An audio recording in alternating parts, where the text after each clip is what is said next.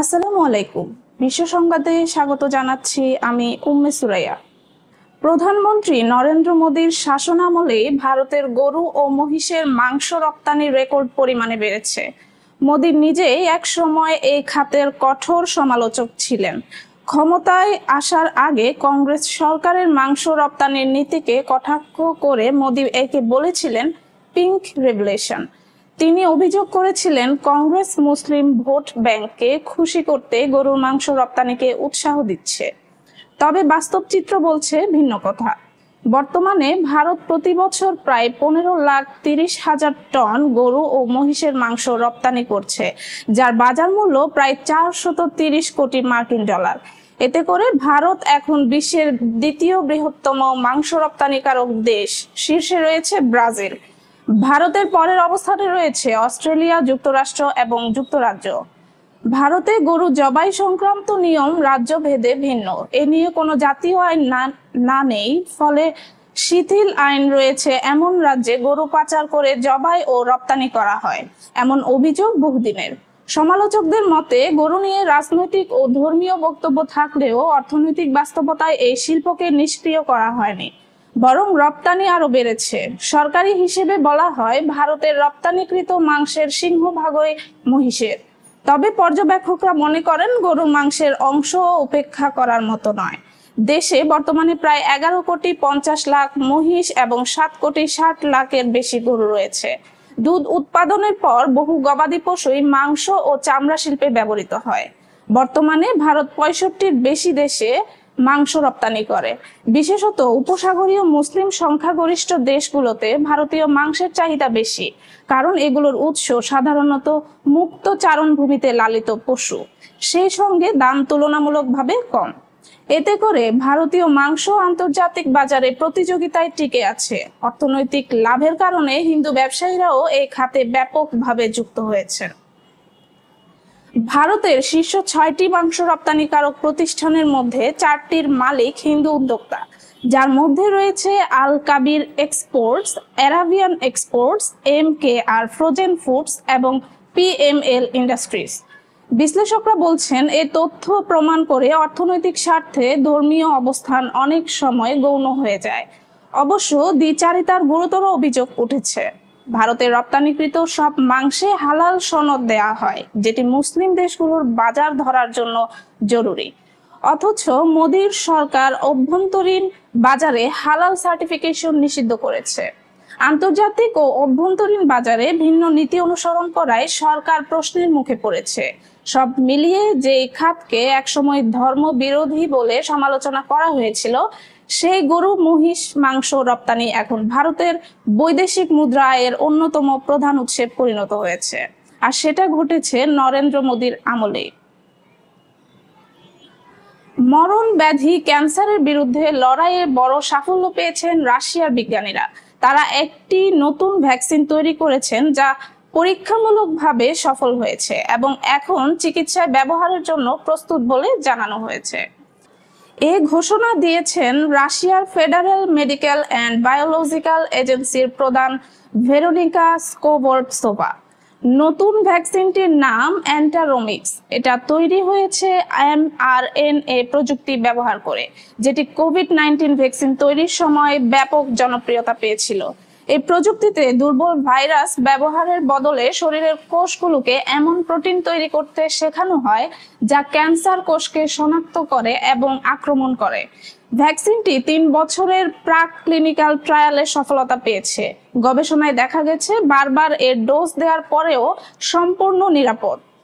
আরো গুরুত্বপূর্ণ বিষয় হলো কিছু ক্ষেত্রে টিউমারের আকার 60 থেকে 80% পর্যন্ত কমে গেছে, অথবা টিউমারের বৃদ্ধি থেমে গেছে। যেসব রোগী ভ্যাকসিনটি নিয়েছেন তাদের বেঁচে থাকার হারও বেড়েছে। প্রাথমিকভাবে অ্যান্টারোমিক্স কোলন ক্যান্সার চিকিৎসায় ব্যবহৃত হবে। পাশাপাশি গবেষকরা আরো কিছু মারাত্মক ক্যান্সারের জন্য এই ভ্যাকসিনের সংস্করণ তৈরি করছেন। এর মধ্যে রয়েছে গ্লিওব্লাস্টোমা, যা এক ধরনের মারাত্মক মস্তিষ্কের ক্যান্সার। আরো একটি হলো মেলানোমা, যা গুরুতর ত্বকের ক্যান্সার। রয়েছে চোখের মেলানোমাও। রাশিয়ায় সফল ট্রায়ালের পর এখন এটার ক্লিনিক্যাল প্রয়োগ শুরু হতে পারে। তবে আন্তর্জাতিকভাবে ব্যবহারের জন্য আরো গবেষণা ও অনুমোদন প্রয়োজন। রাশিয়ার প্রেসিডেন্ট ভ্লাদিমির পুতিনের মস্কোতে বৈঠকের প্রস্তাব প্রত্যাখ্যান করেছেন ইউক্রেনের প্রেসিডেন্ট ভলোদিমির জেলেনস্কি। তিনি বলেছেন, মস্কোতে যাওয়া সম্ভব নয়, কারণ এখনো ইউক্রেনের উপর ক্ষেপণাস্ত্র হামলা ও গোলাবর্ষণ অব্যাহত রয়েছে, যা রাশিয়ার আন্তরিকতার অভাব প্রকাশ করে। জেলেনস্কি স্পষ্ট করে দিয়েছেন, যদি পুতিন সত্যিই আলোচনায় আসতে চান তাহলে তিনি কিয়েভে আসতে পারেন। মার্কিন প্রেসিডেন্ট ডোনাল্ড ট্রাম্প রাশিয়া ও ইউক্রেনের নেতাদের সরাসরি আলোচনা করানোর চেষ্টা চালিয়ে যাচ্ছেন। গত মাসে আলাস্কায় ট্রাম্প ও পুতিনের বৈঠকের অন্যতম লক্ষ্য ছিল এই দ্বিপাক্ষীয় বা ত্রিপক্ষীয় আলোচনার পথ সুগম করা। যদিও মস্কো নতুন শর্ত আরোপ করেছে এবং ইউক্রেনীয় শহরগুলোর উপর হামলা অব্যাহত রেখেছে। পুতিন জানিয়েছিলেন বৈঠক করতে তিনি প্রস্তুত, তবে সেটা অবশ্যই মস্কোই হবে। ক্রেমলিনের মুখপাত্র দিমিত্রি পেসকভ জানান, জেলেনস্কি আলোচনার জন্য আমন্ত্রণ জানানো হয়েছে, আত্মসমর্পণের জন্য নয়। সেপ্টেম্বরের প্রথম 5 দিনে রাশিয়া ইউক্রেনের প্রায় 1,500 ড্রোন, 900 গাইডেড বোমা ও 50টির মতো বিভিন্ন মিসাইল ছুড়েছে। দেশটির 14টি অঞ্চল ক্ষতিগ্রস্ত হয়েছে বলে জানিয়েছেন জেলেনস্কি। সর্বশেষ ইউক্রেনের রাজধানী কিয়েভের প্রধান সরকারি ভবন প্রথমবারের মতো রাশিয়ায় ড্রোন হামলায় ক্ষতিগ্রস্ত হয়েছে। মন্ত্রিসভা ভবনের ছাদ ও উপরের তলা ধ্বংস হয়েছে বলে নিশ্চিত করেছেন প্রধানমন্ত্রী ইউলিয়া। রাশিয়া ড্রোন ও ক্ষেপণাস্ত্র নিক্ষেপ করেছে, যার ফলে কিয়েভ সহ বিভিন্ন এলাকায় ব্যাপক ধ্বংস ও হতাহতের ঘটনা ঘটেছে। শিশু সহ 2 জন নিহত হয়েছেন, আহত হয়েছেন কমপক্ষে 20 জন।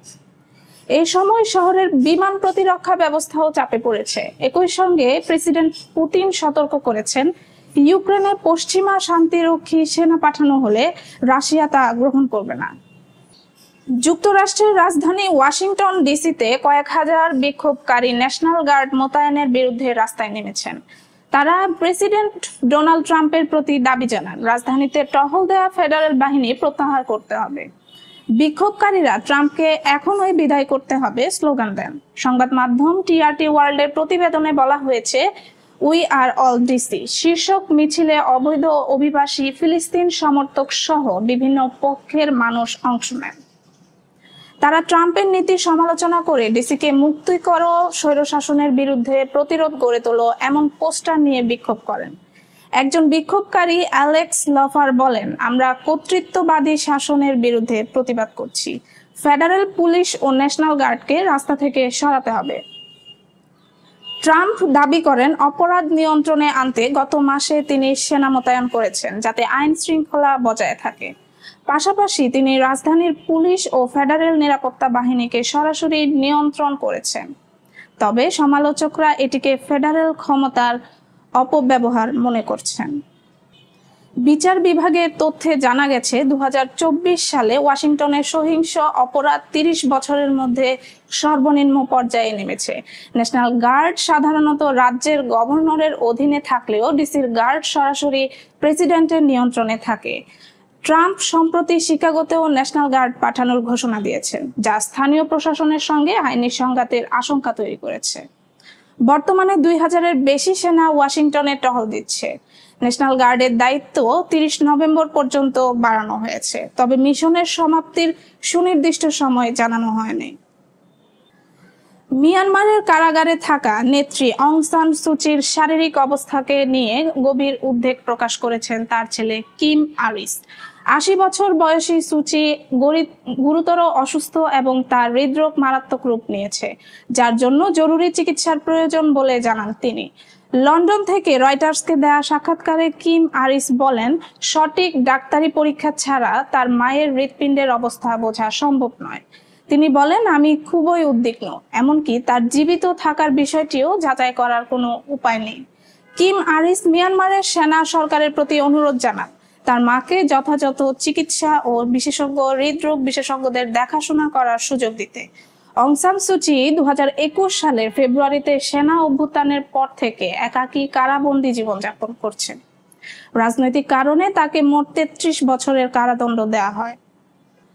কিম হ্যারিস আন্তর্জাতিক সম্প্রদায়কে দ্রুত হস্তক্ষেপের আহ্বান জানিয়েছেন। আন্তর্জাতিক মানবাধিকার সংস্থাগুলো সূচির কারাবন্দী অবস্থার অমানবিক পরিস্থিতি নিয়ে গভীর উদ্বেগ প্রকাশ করেছে। জাপানের প্রধানমন্ত্রী শিগেরো ইশিবা ক্ষমতাসীন লিবারেল ডেমোক্রেটিক পার্টি এলডিপি এর ভেতরে বাড়তি বিভক্তি এড়াতে পদত্যাগের সিদ্ধান্ত নিয়েছেন। গত জুলাই মাসে অনুষ্ঠিত নির্বাচনে তার নেতৃত্বাধীন জোট ঐতিহাসিক পরাজয়ের মুখে পড়ার পরেও প্রথমে তিনি পদত্যাগের খবর অস্বীকার করেন। তবে দলের অভ্যন্তরীণ চাপ এবং রাজনৈতিক বাস্তবতা বিবেচনায় অবশেষে পদত্যাগের সিদ্ধান্ত নিতে বাধ্য হন।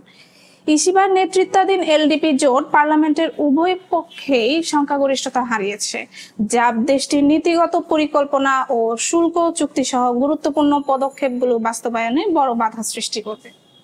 জাপানের কৃষিমন্ত্রী এবং এক প্রাক্তন প্রধানমন্ত্রী শনিবার তার সঙ্গে বৈঠকে পদত্যাগের সিদ্ধান্ত নিতে অনুরোধ করেন। আজ এখানেই শেষ করছি। আপডেট বিশ্ব সংবাদ পেতে বাংলাদেশ সময় প্রতিদিন রাত ৮টায় চোখ রাখুন বিডি আউটলুকে। সাবস্ক্রাইব করুন। আল্লাহ হাফেজ।